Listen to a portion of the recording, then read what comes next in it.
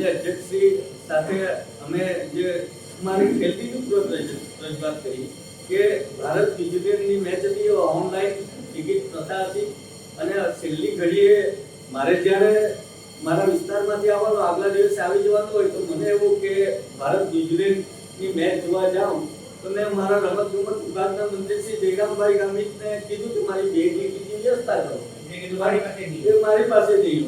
અને આજે એક વસ્તુ છે કે આ કેટલું પારદર્શક છે, એમાં ઓનલાઈન કરીને આજે ધારાસભ્ય જેવા અમારા ભાજપના ધારાસભ્ય હોય એવા લોકોને પણ ટિકિટ ન મળે.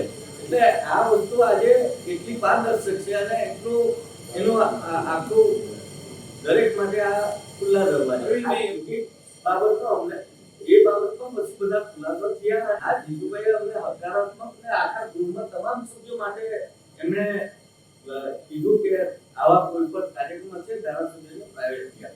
આજે વિધાનસભા ગૃહની અંદર જે પ્રમાણે માંગણીઓ પર ચર્ચા ચાલતી હતી ત્યારે ભારતીય જનતા પાર્ટીના મજબૂર અને લાચાર ધારાસભ્ય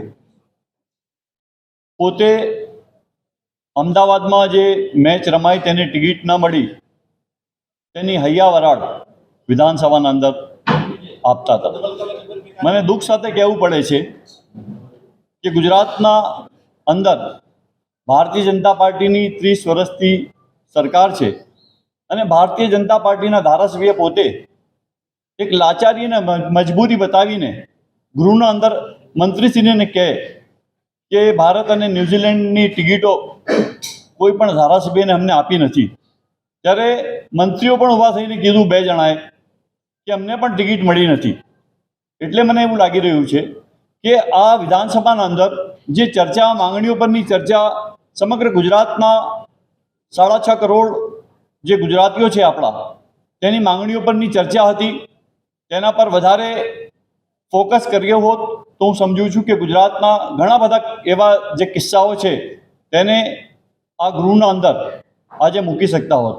પરંતુ પોતાની એક પર્સનલ માંગણી વિધાનસભાના અંદર લઈને ભારતીય જનતા પાર્ટીના ધારાસભ્ય આવે ત્યારે કંઈક અજુગતું લાગતું હોય. આપના પોતાના પ્લેટફોર્મ લલકારને લાઈક કરો, ફોલો કરો, સબસ્ક્રાઇબ કરો અને શેર કરો.